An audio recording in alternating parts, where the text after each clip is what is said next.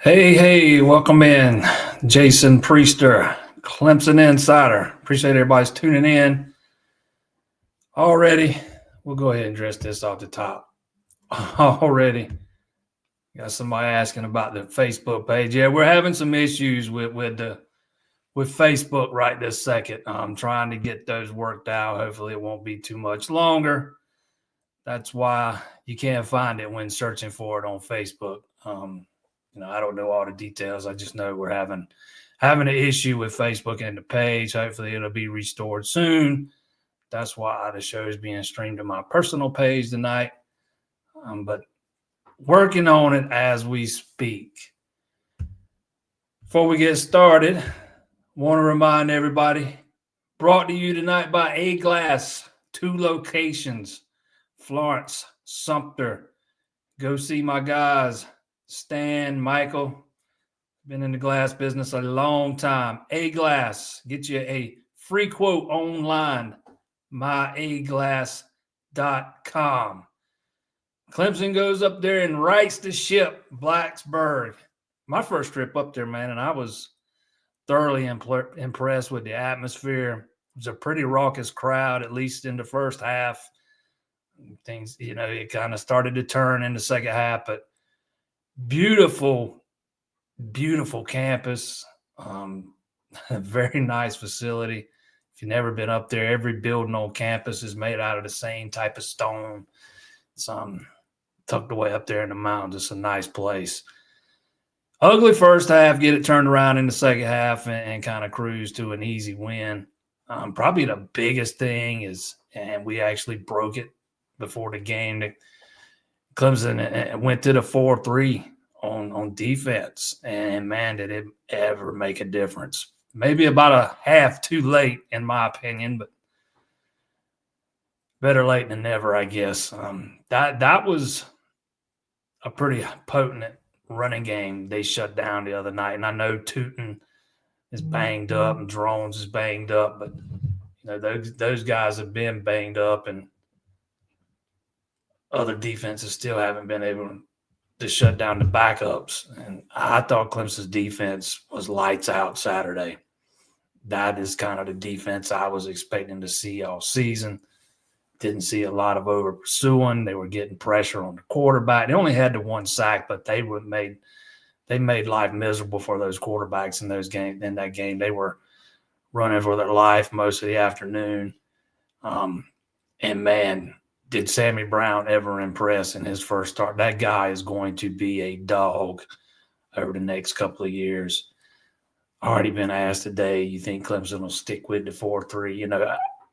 You can't just put that boy back on the bench and let him sit there the way after he played. I'm not saying they'll employ it all the time, but you have got to have that guy on the field, and you've got to run a lot more 4-3 than you have been. Secondary, I thought, held up pretty well. Ashton Hampton played remarkable, after coming in for Jaden Lucas. Terrell just keeps doing what he's doing. Mickens has been solid out there at one safety spot. There's been some issues at the other safety spot, but man, that Mickens has been really good. The offense was rough there for the first half. You missing one starting offensive lineman, and then your left tackle goes down almost immediately. So you have to plug in a true freshman at left tackle, and that is never ideal. Man, you see Thurman running out there to come in for Tristan Lee. That's a scary thought at first, man. I thought he held up well. Thought he played pretty dang well. Again, I've said it many times, I am no evaluator of offensive line play for the most part, but I only saw him make one mistake. Thought he played pretty well. Receivers has got to start catching the ball, though. 6 drops in that game. 6 drops. That is inexcusable. 2 by TJ Moore, 1 by Bryant Wesco, 1 by Antonio. I think the other 2 were Brennan Stu and Moffa, if I'm remembering right. But 6 drops are far too many to have in one game. And we're talking about at least 5 of them hitting guys dead in their hands, almost perfect passes. You got to help out your quarterback, especially the way Cade was struggling a little bit in the first half. I thought he, at least at times, reverted back to old Cade. One, a shining example of that was the intentional grounding where he throws it away while he's still clearly inside the pocket. He can't do that. But I thought they got it going in the second half. I thought they played a lot cleaner in the second half. And, heck, at least one of those drops was going to be a touchdown. And if you just catch 5 of those balls and only have 1 drop, his quarterback probably throws for over 300 yards and he's hitting on over 60% of his passes. You got to get – those guys have got to get their quarterback a little bit more help.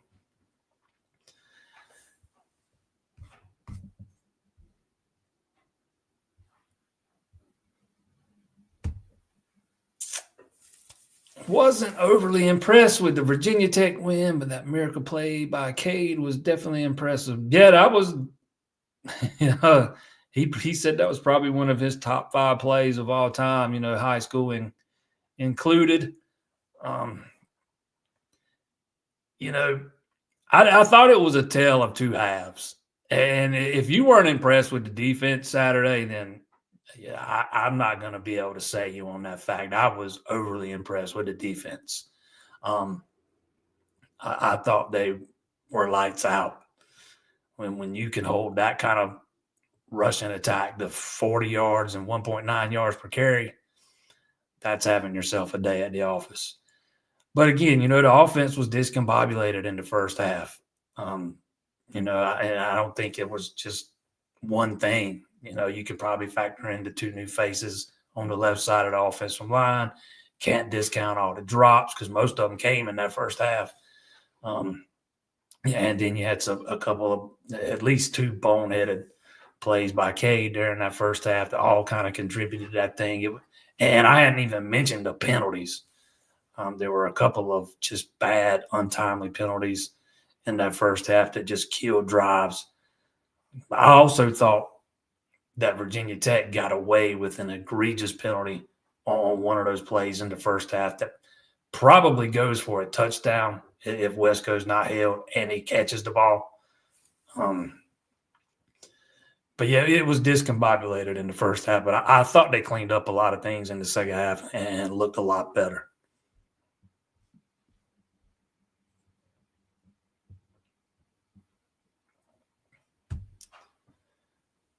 I am at the Hideaway here in the upstate.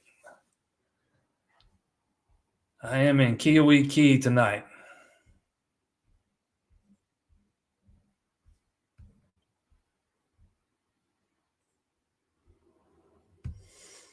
The offense is getting predictable, starting off cold and glitchy. Oh, I thought there was a lot of – it just didn't look very cohesive in the first half. Yeah, I guess glitchy is a good word that might be a perfect word to sum it up. There was not a lot of good in the first half. But I thought it got better in the second half. I thought they cleaned a lot of things up. They ended up scoring touchdowns on 3 out of the first 4 drives, if I'm remembering right. And then, heck, they actually made a field goal in that second half. That might be the biggest news to come out of that thing. And Clemson actually hits on a field goal attempt. That's what is it? 6 now they've had blocked. Most in the country.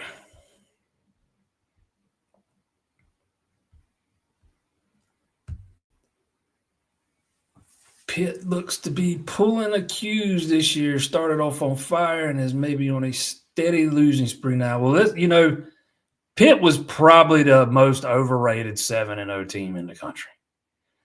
They pulled a couple out of their rear ends. They could just as easily be 5-4 right now as they are 7-2. But they've also had their quarterback go down in the last 2 games with what to me look like concussions.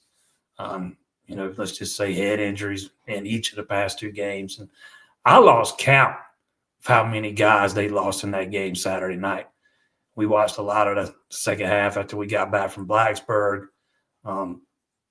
There was just guys going down left and right in that game. And they got a tough break in that game on the fourth and 1 where it looked like they had stopped Virginia, and then turns out the referee hadn't gotten out of the way yet, so they made them replay the down. But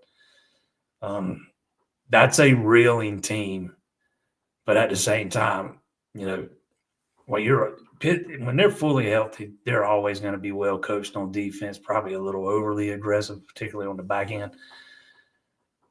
But again, they pulled a couple of wins out of their rear, and they came back from 10 down against somebody in like the last 3-4 minutes of a game one week.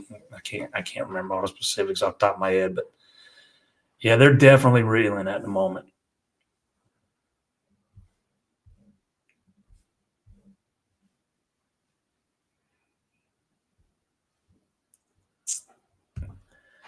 Peter Woods is on this week's depth chart. No, I would not. He was on last week's depth chart too. So, the most notable thing on the depth chart, and it goes back to last week, is the fact that the DeMonte Capehart came completely off of it. So that is a guy. When they take somebody's name completely off the depth chart, there's your sign. But outside of that, you just can't put a whole lot of stock into those depth charts. Every now and then you can there's 1 or 2 things you can tell from them, but that's about it.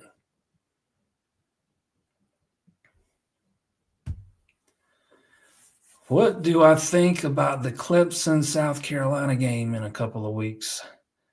I think if Clemson can't stop the run, they'll be in trouble. If they can't stop the run, they should be fine. That is an offense very similar to Virginia Tech's in the regard where they're far more run happy. They don't throw it around a lot. They're more one-dimensional than say a Louisville is. Louisville can run it and throw it.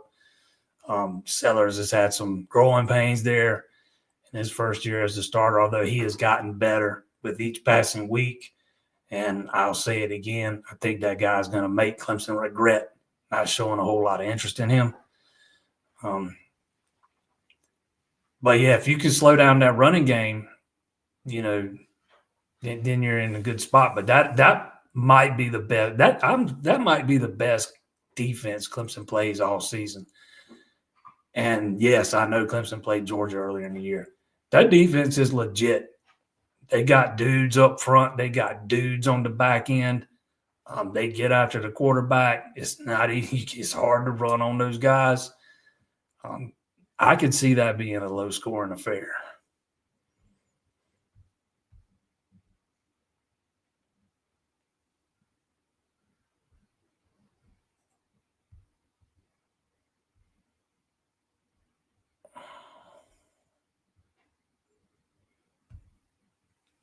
Defense looked like D of old. If that was the 4-3, then why was the 4-3 ever moved away from? West likes to run the 4-2-5 look. Gives him more options on the back end. If you'll go back to his first season as the defensive coordinator, Clemson's pass defense was bad. They had a lot of issues slowing down the passing game.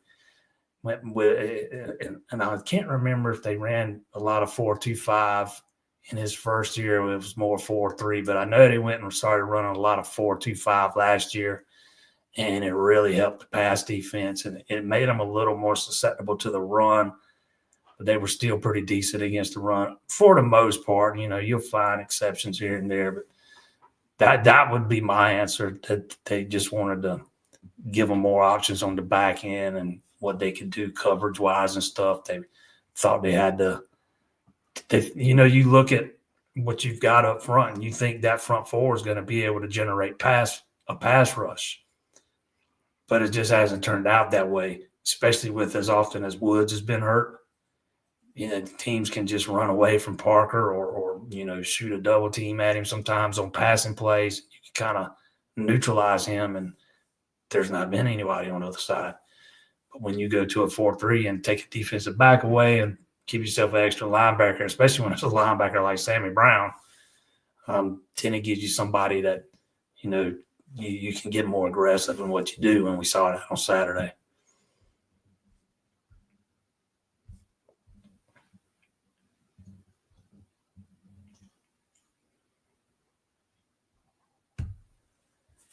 Wasn't the baseball team playing at Alabama this past weekend? Haven't seen anything. Yeah, they played an exhibition at Alabama on Saturday.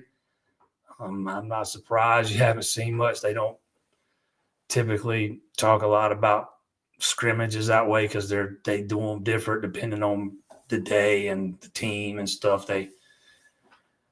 Ones I've been at, sometimes they play 10 innings, and each guy, each pitcher will go 2 innings, and the score doesn't really matter. I know Aiden Knock threw and was really good. Justin LeGuernick threw and was really good. There was Aaron Fitt was there. If you're on Twitter, go check out his Twitter feed. He did some updates from the game, and there's another Twitter page that had a lot of stuff. Cannot remember the name of it off the top of my head. PG College Baseball. At PG College Ball, they had a lot of stuff, from Clemson and Alabama side.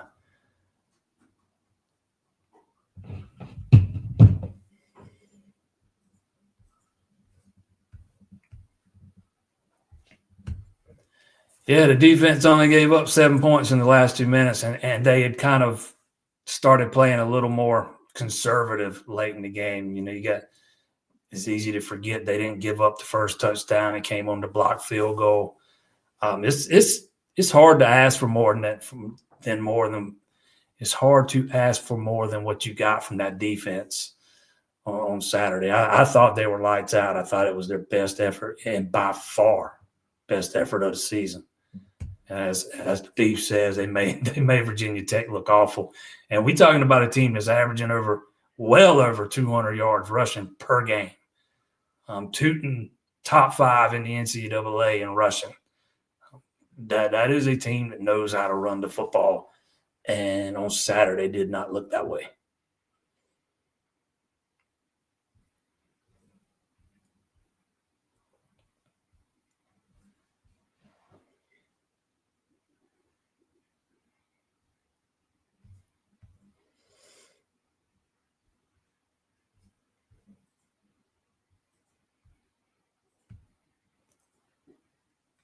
Going to the 3 linebacker defense was definitely key, and Brown with 8 tackles in a sack. Believe it or not, that's not the most snaps Brown's played this year. I think he had more in garbage time against NC State, or one of those games. Might have been 2 games he played more. But yeah, it was definitely a big key Saturday. And not only did he have the 8 tackles, he led the team in tackles. He had half of the team's tackle for loss, and he had the only sack. I promise you I'm not in a crib. That is a railing behind me. I'm kind of up here in a loft type. What would you call this? A loft? Yeah. Yeah, a loft type deal up here on the upstairs. It's kind of the best place I can find in here to do it. I promise I'm not in a crib though. I'm up on the top floor. It just kind of overlooks the bottom floor behind me. My home away from home. I have been gone so long, my wife drove up here to see me yesterday.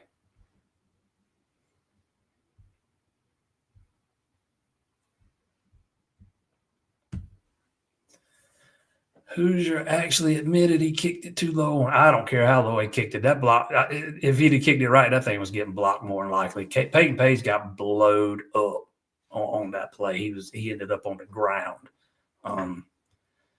It may be because we haven't actually heard from Nolan Hoosier, so we got Dabo's word on that and nobody else's. But when you get blowed up that way up the gut, and you give up penetration straight up the middle that way on a long field goal attempt like that, chances are it's getting blocked. You cannot give up that kind of penetration up the middle.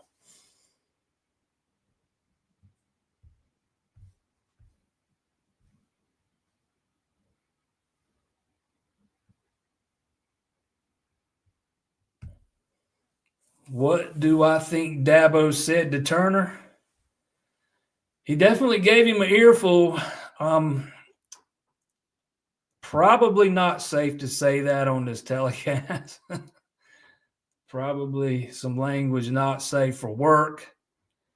But it was a boneheaded play. You just can't do that. And it cost them. It didn't cost them, but it could have.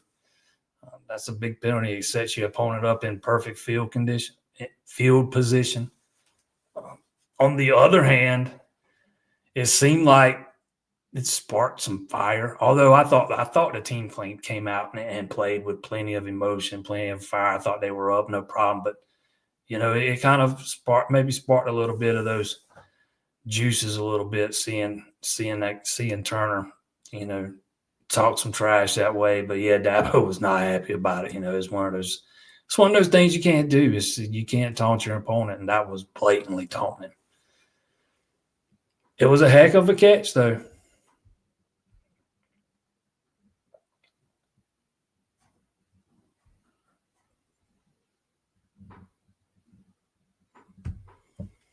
How scared are the coaches with shuffling in the backups at running back? Seems like it's Maffa 100%. I don't know that they're scared. I don't know that that's the right word to use. It's just that Maffa is just the guy. I mean, he has proven time and again that he can carry the load even when you need him to carry a heavy load, like he did Saturday with 26 carries. And there is just that much separation right now between him and the rest of the backs. The backup is more of a scat back than he is, between the tackles runner and an every down running back. I'm not sure why you want to pull Maffa off the field, unless he needs a breather from time to time. So I don't know that I don't know that they're scared. I mean, it's just more of a personnel thing, and it's more of that he's the guy. He's your workhorse. That's who you want to pan the ball to when you're going to run it. Especially this year when Cade's been able to give you a little bit in the running game, and you don't have to solely rely on your backs to pick up yards on the ground.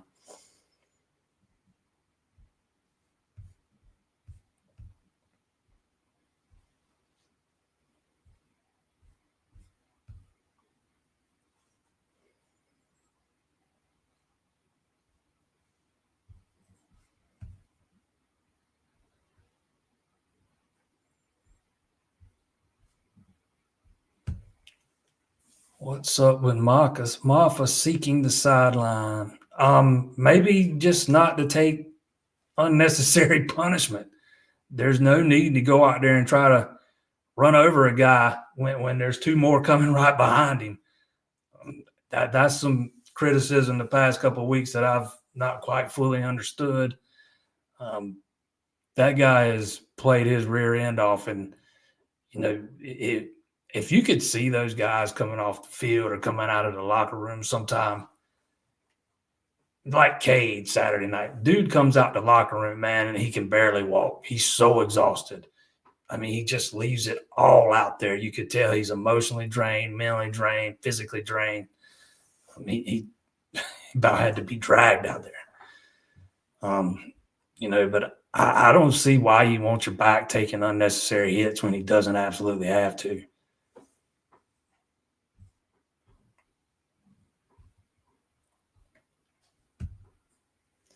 Yes, my karma finally caught up with Miami, and I haven't seen the guy that was on here last week saying that I called Miami a bad team, but I have questioned their defense all season long, and they didn't get absolutely torched on Saturday, but that karma finally caught up with them. That's a team that should probably have 2 or 3 losses at this point. In my opinion, at least 3. Should have lost to Virginia Tech, should have lost to Cal, got bailed out by the officials both times. But make no mistake, that offense is good enough to score and beat anybody in the country. Georgia Tech made a heck of a play on that last play there, not the last play of the game, but the last play, offensive play of Miami when they got to Cam Ward and made him fumble the ball, because if you're watching that game and when Miami gets the ball back there, I mean, who doesn't think they're going down to score and win that game? Because that's the way all their games have played out this year, it seems. Heck of a play to get to him and force the fumble. It gives Clemson a little bit of life in the ACC championship race. They still need more help, but, it looks a little more doable than it did this time last week.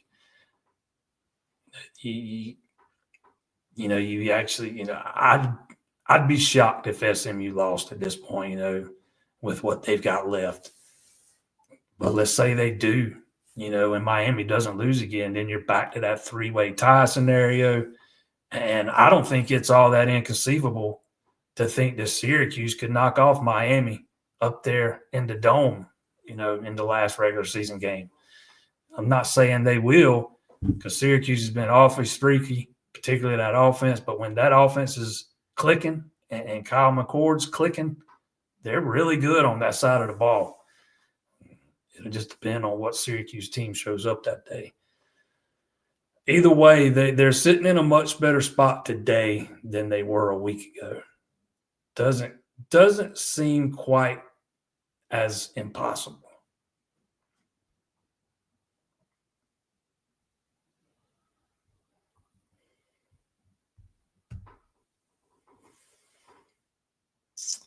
More is the truth. If he caught a couple more of those contested balls, he has close to 150 and a couple of TDs. He is the future of this receiving corps. He also dropped one that wasn't really contested, that hit him dead in the hands.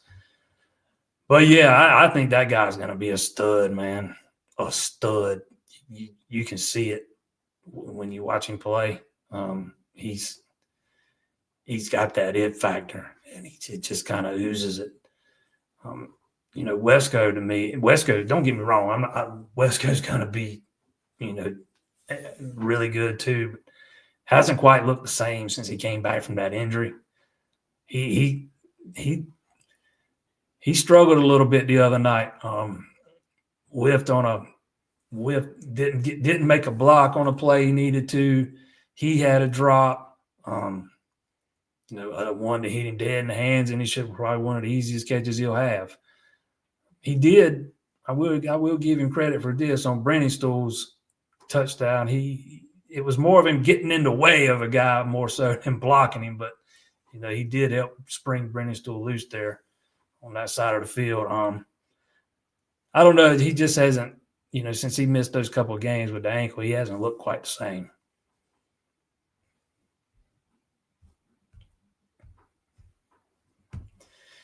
Eli Holst listed as a starter for Pitt this week. Let's be honest. Is anybody going to be shocked if Pat Narduzzi runs that quarterback out there. Is anybody going to be shocked? I know I won't. I would not be shocked at all.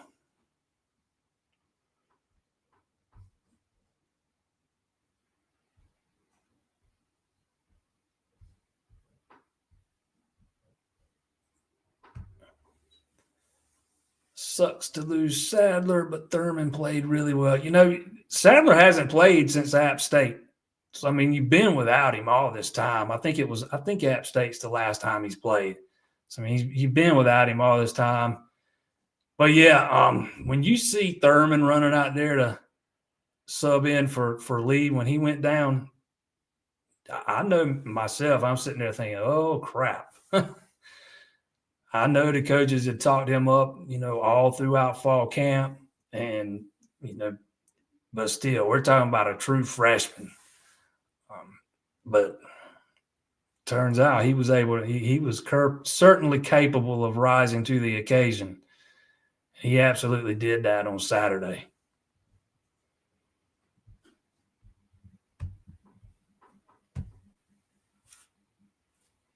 Don't forget,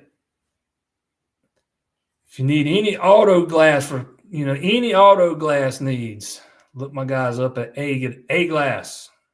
2 locations in the PD, one in Florence, one in Sumter. Phone numbers scrolling across the bottom of the screen right there. You can get a free quote at myaglass.com.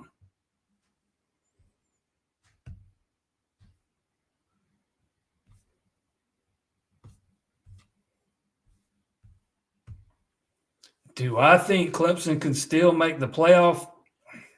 You've got one path, and you need a lot of you got to win the ACC championship game. I don't see any path for Clemson to secure an at-large bid, not being ranked 23rd in the initial college football playoff rankings. And speaking of South Carolina, don't be shocked if they're not ranked higher than Clemson come tomorrow night. Even with 3 losses. And to make it into the playoff is to have Miami lose again, or you win, have SMU lose to Virginia or somebody else they've got left on their schedule, and you get in by virtue of a tiebreaker, which I haven't looked at the 3-way tiebreaker in the last couple of weeks. I don't know if that would favor Clemson or not, but that's your only path. So, that's if you could get into the ACC championship game and win that game, you're in, but you need some help.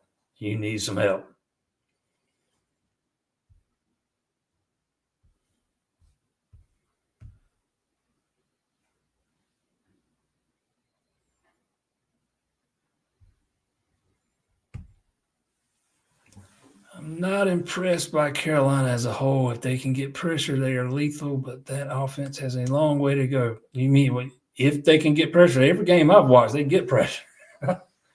I'm telling you, that's probably going to be the best defense. I would rank their defense up there with anybody's in the country. They are that good on that side of the ball. That defensive front is about as good as it gets. They got dudes all along that defensive line. Their secondaries, their corners are really good.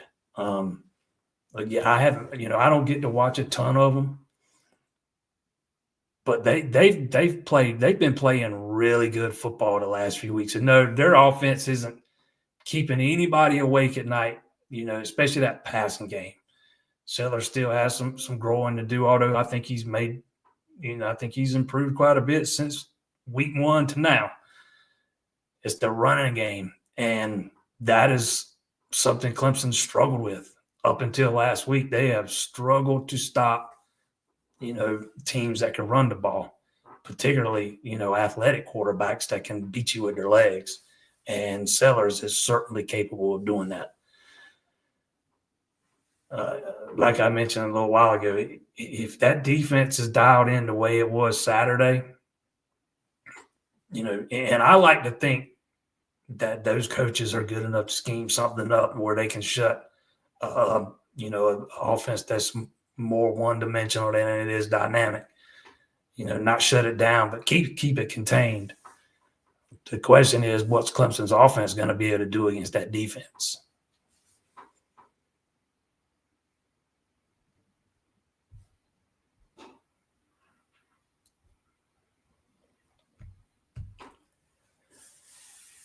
I do not watch Shane Beamer's press conferences, but I heard he called out a member of the media Saturday night about a story the guy had written a year ago.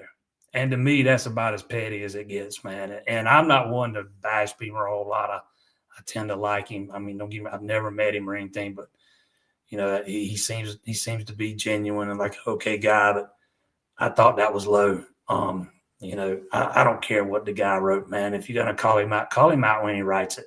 Don't hold on to it for a year. Coaches are supposed to be above that, and I was not a fan of that.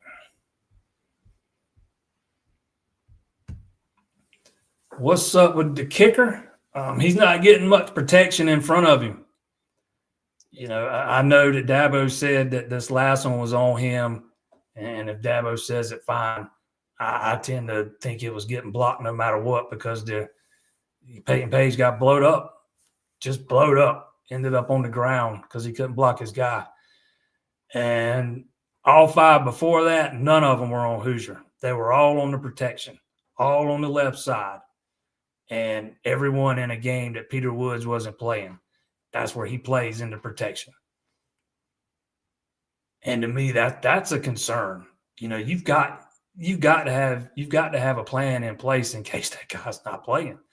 Especially now with as many games as he's missed this year. You got to have the guys behind him ready to play. But, yeah, I mean, it's not the kicker. It's the protection.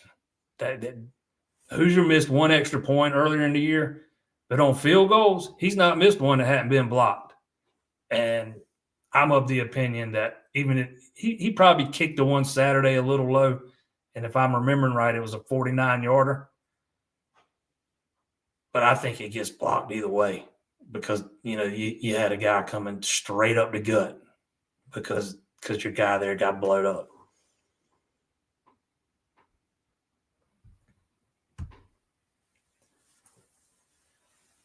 Did I watch Banana Ball? I was there. So, yeah, I watched it. It was different. It was definitely different. I'll say that. You gotta, if you're an older guy like me and is somebody that is more of a traditionalist and baseball purist, you've got to go into that thing. If you go into it, comparing it to a baseball game, you're gonna hate it. You got to go into it knowing it's a show. It's not baseball. It's a show with some baseball mixed in, and it's abundantly clear as soon as you get there. The tents, everything there, they've got the word show, written on them in big letters. If you can go into it with that kind of mindset, it's enjoyable. But if you go into it comparing it to baseball, you're going to hate it. It just depends on who you are. I can tell you this, every one of those guys on that Clemson baseball team were having the time of their life. I mean, when Clemson was at the plate and batting, there was nobody in the dugout. They were all out on the field there between the dugout and the first base line. I mean, all teeth all night long because they were all, smiling ear to ear. Eric Backus told me after the game that, they play banana ball maybe twice a month in practice, and that this is actually something he tried to do when he was at Michigan. He was trying to get the administration on board to play that thing in the big house. But for whatever reason, it didn't never work out. He didn't come flat out. He didn't come right out and say the administration wasn't on board, but that was kind of the way I took it.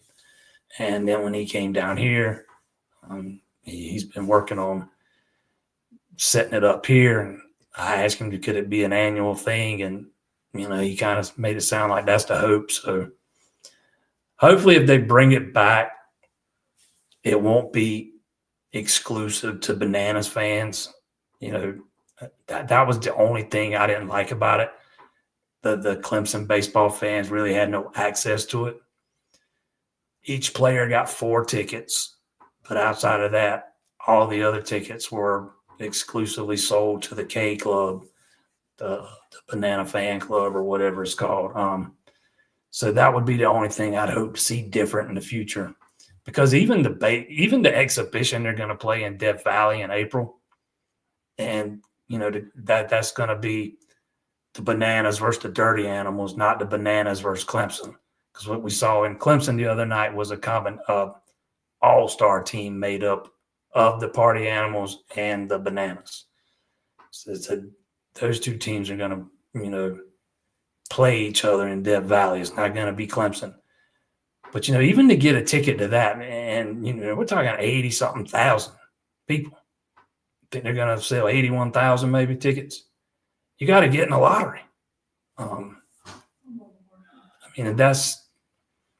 guess that's how you got to do it when you got so much demand for those things. But if they do bring it back, I would hope that at least next time Clemson fans at least have a possibility of landing a ticket if they so desired.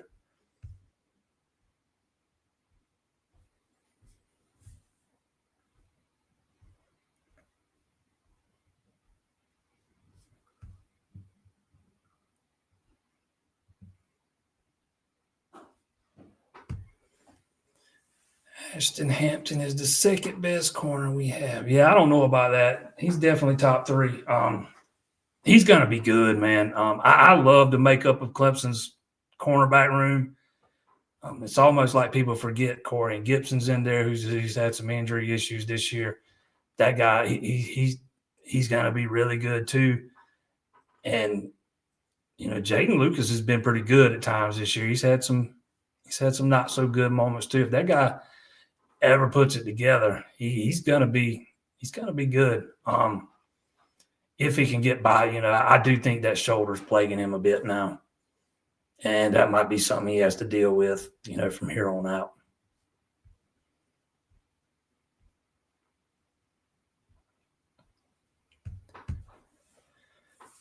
I remember speaking to you up there in Blacksburg, man. Appreciate you tuning in. My cohort there, Will Vanderbilt, was awfully impressed that somebody recognized me.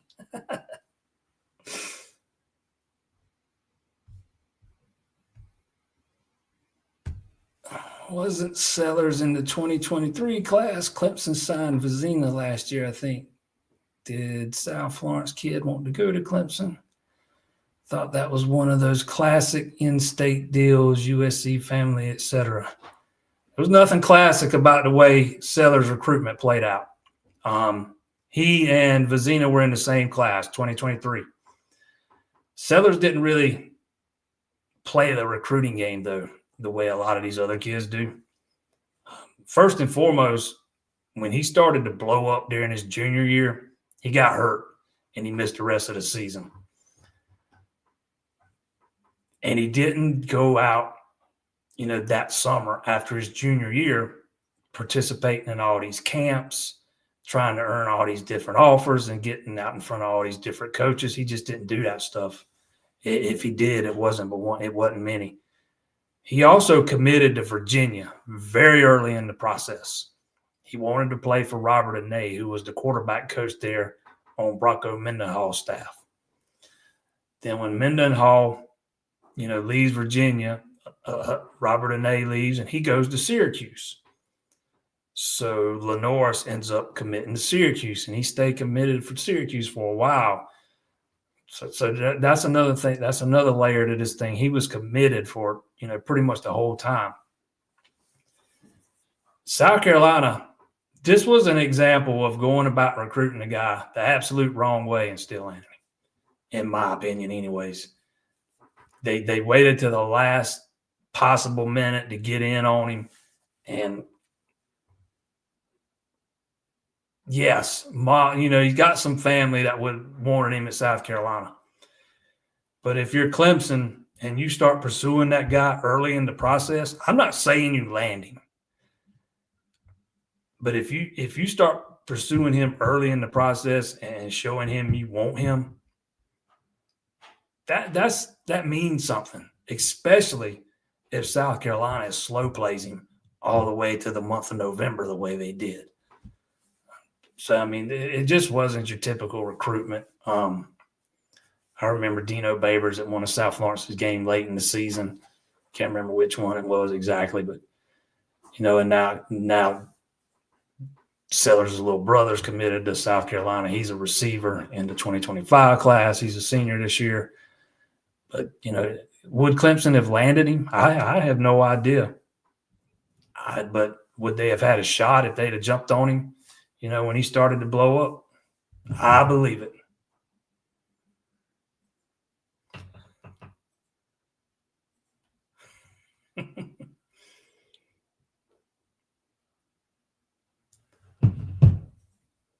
I got a anonymous question.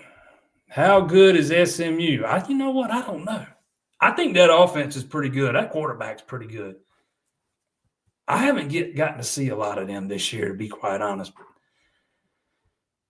Their schedule's just been so lacking that I don't know that we have a good feel on how good they are. It's a shame that they've not had to play a team or two that's a little bit better. But to me, that's one of the downsides of all this expansion and conferences getting so big. Schedules get spread out, and you don't have teams playing each other as often anymore.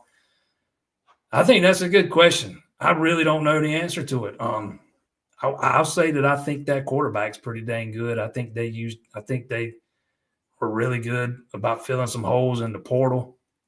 I also think it's a terrible look for a team that was a G5 team last year to come in and play in your conference championship game year one. And I said that a couple of weeks ago to somebody, and they were like, well, Missouri did it in the SEC. To me, this is apples and oranges. We're talking about a team that was a G5 team just last year, coming into a conference that's already got a perception problem and making it to the championship game in year one.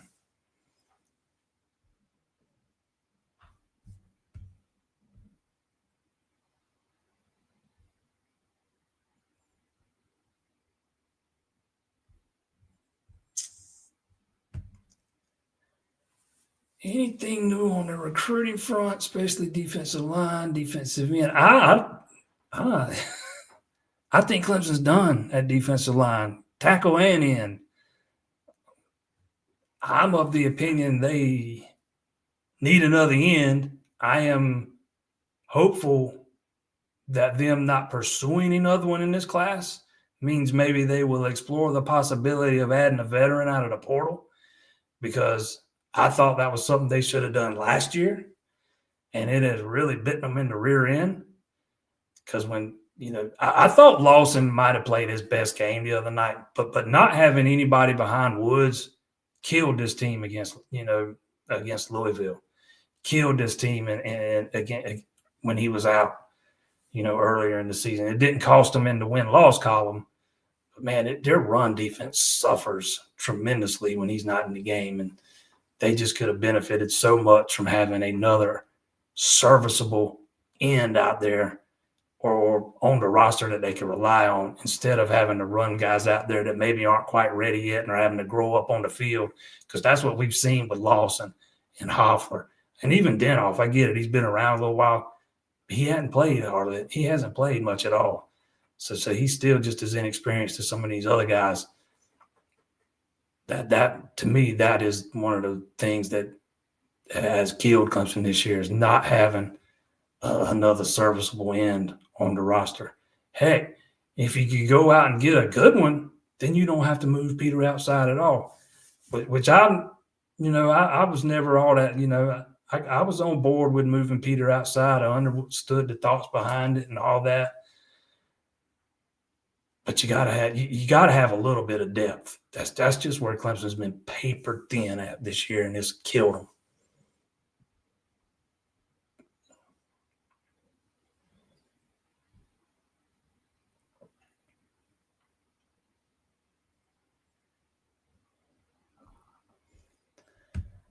I've not heard anything about Adams being hurt. I've not heard anything about Maffa being dinged up.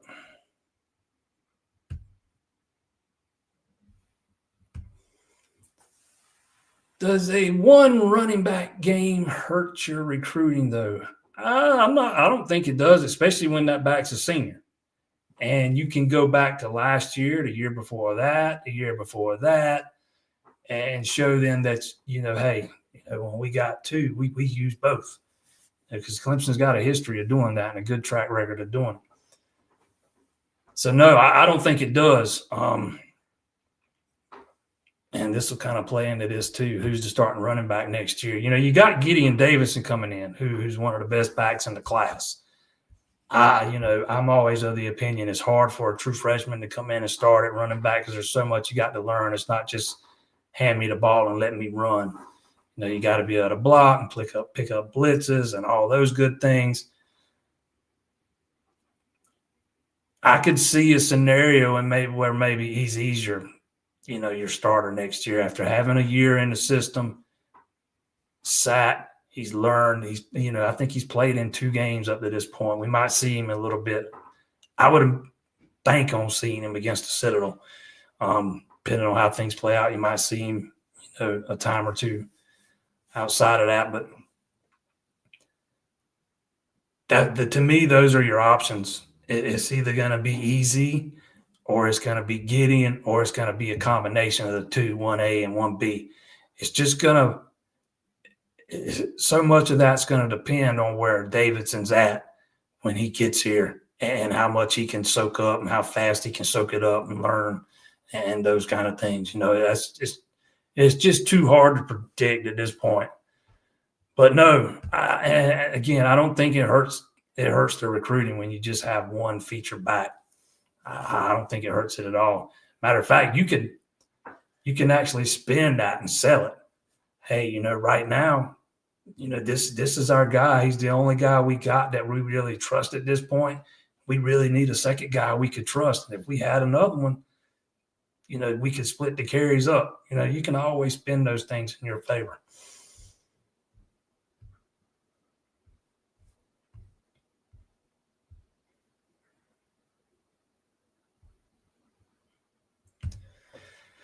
So many drops by Virginia Tech. Their receivers got separation all night. Defense was fortunate. We were not a dominant defense. Yes, see, me and you will agree to disagree on that. I thought the pass rush was phenomenal.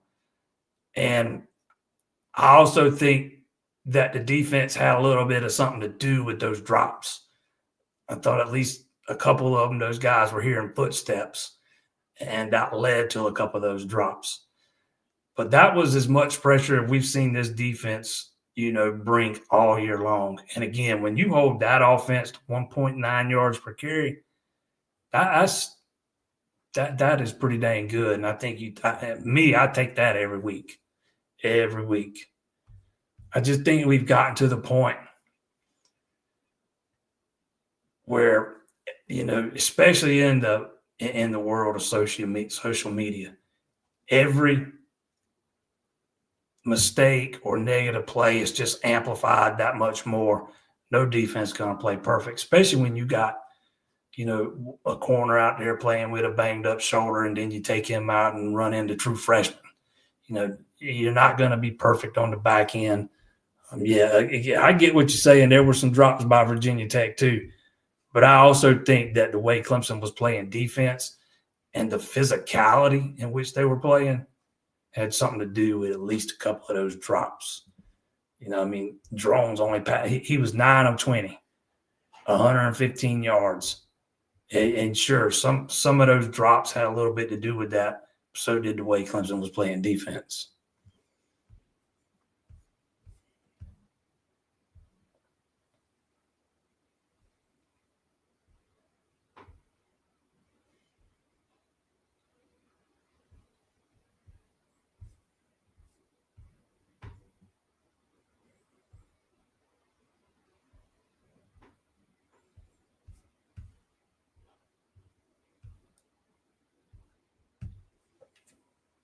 SMU and Miami both hold the tiebreaker on us from the Louisville game, so there won't be a 3-way tie. Actually, in the event of a 3-way tie, The tiebreakers are written a little different. It would be opponent's win percentage is what would decide the tiebreakers. The two highest would get in. What you're talking about is in the event of a two-way tie.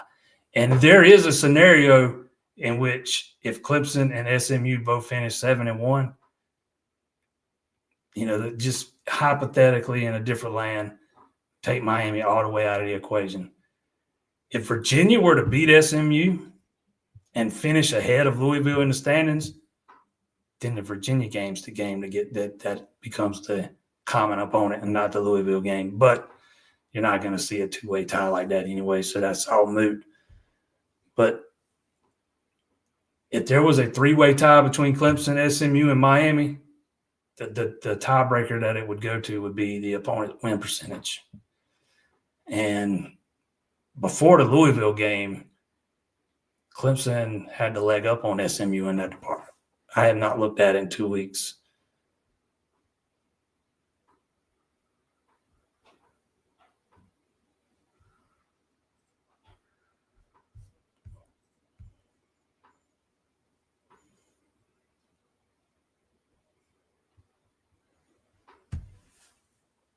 Thurman was a late add to the recruiting class last year. Is the staff done? They've got 4. That's the number they wanted. They just had the late ad last week when they flipped a kid from Central Florida. That puts them at 4.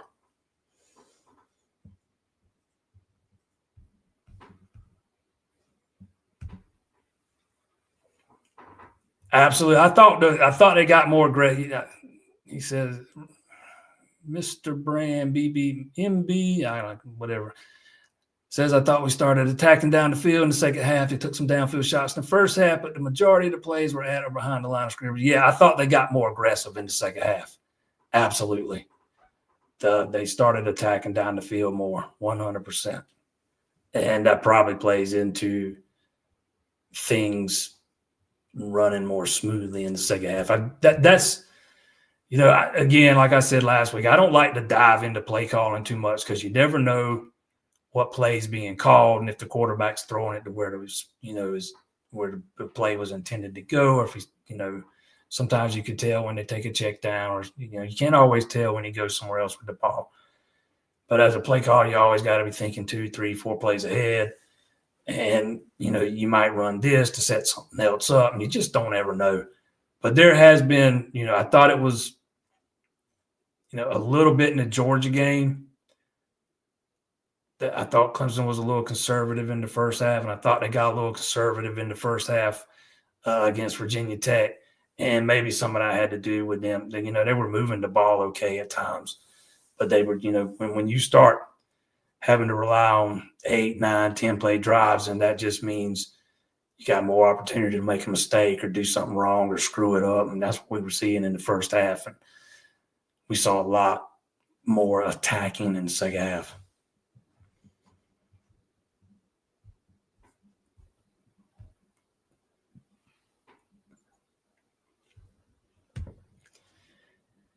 SMU will owe the league money.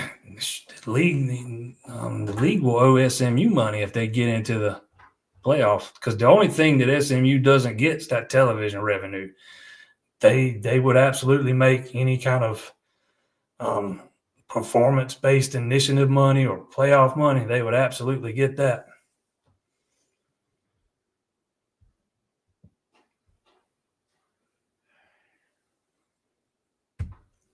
Will Mike Reed continue to coach special teams? Clemson's got 3 special team coaches. 2 of them that are responsible for nothing but special teams. Mike Reed is the special teams coordinator, and if I think kind of oversees all that stuff. He does get involved with some of the special team stuff, but these other 2 guys, and I can't remember the names off the top of my head. One of them's Gilchrist. They do nothing but coach special teams, and the other one might be Jody Evans. I can't remember their name. Don't hold me to that though. So it's not just Mike Reed. There's 3 different coaches that coach special teams.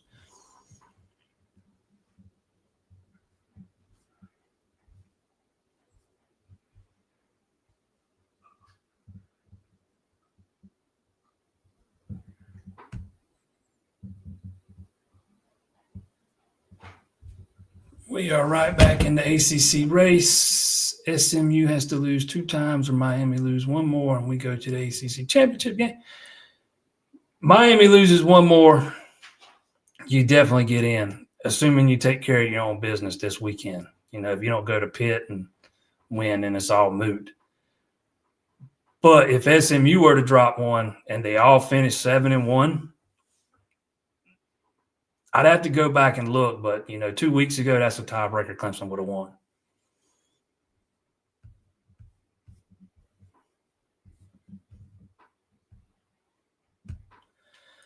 DeMonte Capehart's injured. He got hurt against Louisville.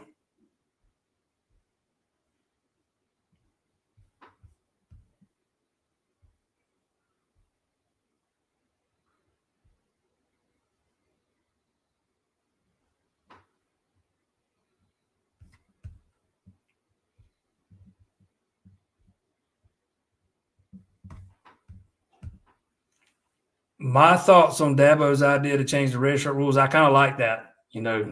Give everybody 5 years and cut out all these waivers. Unless somebody, you could do it by case-to-case basis, and if somebody needs one, they get one. But most guys will, have 5 years, and then on occasion, maybe due to an injury, you get 6. But to me, these guys playing 6, 7, 8 years of college football, it's insane. We don't need 25, 26-year-old players playing college football. We have gone way off the reservation now. And especially when you start looking at things like the Vanderbilt starting quarterback suing the NCAA over eligibility. He spent his first 2 years at a JUCO school, and those count. Now he's trying to sue the NCAA to get those 2 years back because he was at JUCO. Says it doesn't allow him to maximize his NIL potential. We have gone completely off the reservation with this stuff, and guys playing 6, 7, 8 years. It's ridiculous. I'm all for NIL. I think everybody in this country, no matter how old you are, even if you're a child, you obviously you need your parents to oversee it and those kind of things. But if you got a name worth paying for, you should have the opportunity to make money off of it. Nobody should be able to tell you can't make money off your own name. But these collectives and stuff and the way it's turned into, and we all knew it was going there, especially after the Supreme Court kind of slapped down the NCAA right before NIL went into effect. But we all saw where this thing was going, but it's gotten way out of hand now. I wish it would, with the revenue sharing model coming up, I wish that there would be some way that they could get some of this NIL stuff under control, but it ain't ever going to happen. It's just the world we live in now. But I kind of got off the subject there. But, yeah, I kind of like that idea. Give them 5 years. I don't worry about red shirts. And, take it on a case-by-case basis. If this guy needs a medical waiver for 1 year, it would – the way the red shirt rules are written now, a guy can play almost – especially if you get into a playoff, man. You can play 4 games in the regular season. You might play 4 more in the postseason. You could play a total of 8 games and still redshirt.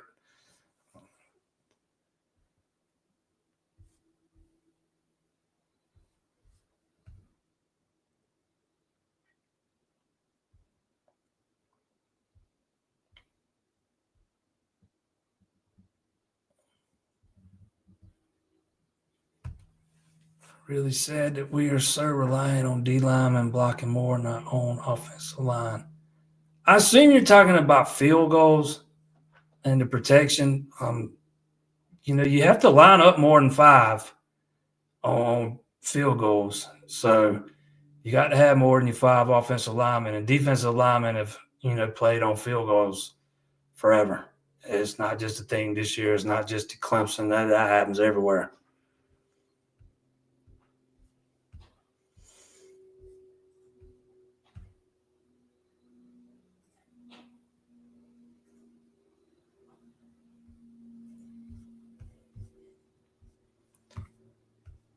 All right, one more time. In case everybody missed it.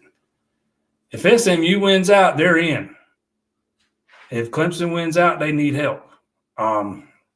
They would need Miami to lose one more, because if Clemson and Miami finish at 7-1 and SMU finishes 8-0, Miami gets in by virtue of their win over Louisville, and Clemson's lost to Louisville. Now, if SMU were to drop one and all three finish 7-1, different discussion. Again, 2 weeks ago, that's a tiebreaker. Clemson would have won. And I'm leaning towards thinking right now they would probably still have a leg up in that area, because it goes by your opponent's win percentage inside conference play. It doesn't count non-conference.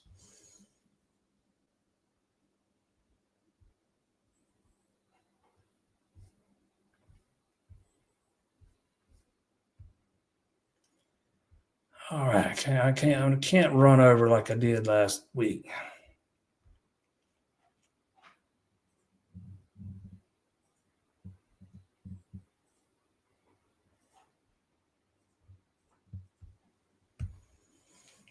I love you, JP, but they beat Louisville and we didn't. And remember, SMU has 1% money, and they are not your average G5 school. They a G5 school, or were last year. And in my eyes, I'm not taking anything away from him. And to me, this don't have anything to do with who beat Louisville and who didn't beat Louisville and who Clemson beat and who Clemson didn't beat. When a G5 school comes into your league and wins it in their first year, that's a bad look for your league. And I am not the only one that thinks that. And we're talking about a league that's already got perception problems. To me, it's just as simple as that. That's not a knock. To me, it doesn't have anything to do with Clemson. And, I guess it could be taken as a knock against SMU. That's not how I mean it. It's just, it is what it is. They were a G5 school, and they are coming in and going to kick through the glass ceiling and play in Charlotte in their first year. And to me, that is a bad look.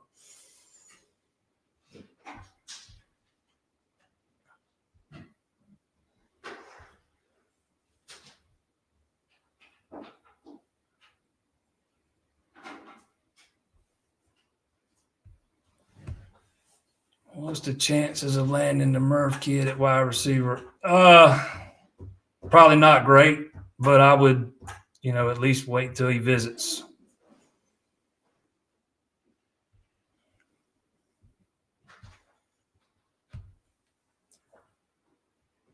I really think that Barrett Carter playing out of position in the middle hurt our run defense more than our lack of depth at defensive end. Well, first and foremost, Carter don't play Mike. He plays outside linebacker there at the wheel.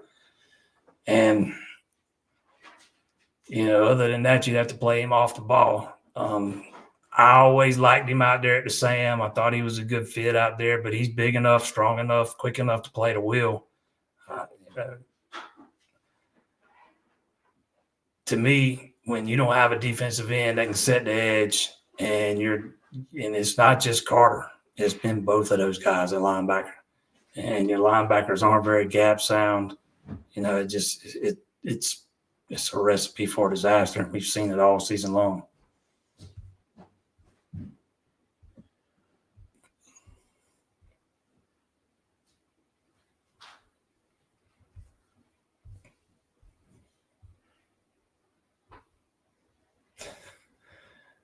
We got a Miami fan in the house. He says, Mario sucks. Why does Miami suck? He's telling y'all Miami will lose again. Miami's got a great offense. They got a great quarterback. He might be, you can make the argument he's the best quarterback in the country. I'd at least listen to it. It's just there's some issues on that defense, and why that's not the sole reason they got beat by Georgia Tech. We've seen it over and over, throughout the year. There's been some issues on that defense, and they've been known to give up some points. All they got left's Wake Forest. That should be one they win handily. But that last one's kind of tricky. You got to go up there to Syracuse. Syracuse kind of been up and down. You catch them on a down day, you'll probably blow their doors off. You catch them on one of their better days, and you might have to win that thing in a track meet. And Miami's certainly capable of doing that, but that Syracuse quarterback's pretty good when he's on. Now, when he's off, he's bad. Go back to the game against Pitt a few weeks ago. I think he threw 5 interceptions. A couple of them were probably due to Pitt's corners being so good, but some of that was also to him just being bad. So that's a Jekyll and Hyde team there. I don't know that, I certainly wouldn't bet on Miami losing that game. But they got the offensive firepower to hang with anybody. It's just that defense that they still got some holes to fill.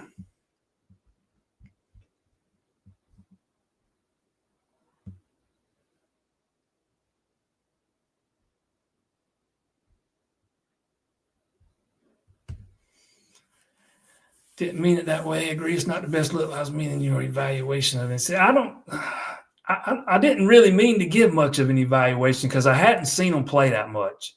The little I've seen, they've been really good. That kid they got at quarterback, man, he's dynamic. He can beat you in different ways. They got some playmakers on offense. We just, outside who they played beside Louisville. And, Louisville's a middle of the pack ACC team. And, yeah, I know Clemson lost to them, but, we're talking about SMU. I'm not saying they're bad. I'm not saying they're good. I'm just saying I wish I'd have been able to see more. I guess that's what I'm trying to say, to have a better idea of exactly how good they are, because I think they're a good football team. I just don't know how good. That's kind of the point I was trying to make. I might not have done a very good job of getting that across.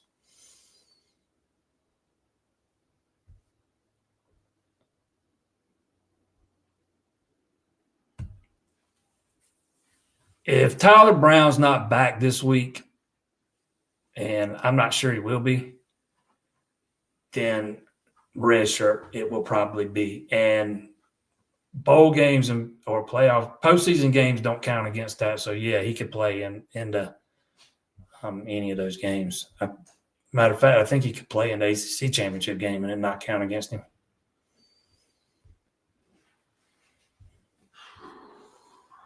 All right, we got to wrap this up.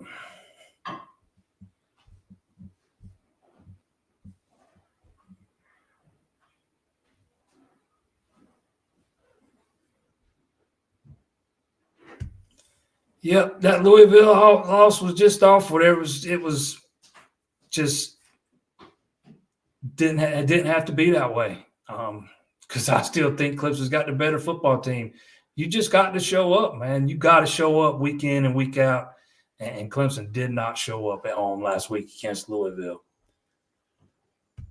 Do not forget, give my guys over there at A-Glass a call. Stan, Mike, take care of all your Aldo glass needs. They do repair everything over there. Get yourself a quote, myaglass.com. Appreciate everybody that tuned in. One more ACC game left, noon at Pitt. Clemson's got to have it to have any shot, and they'll still need a little bit of help. We'll be right back here next Monday, and we will break it all down. Thanks for tuning in. See y'all then.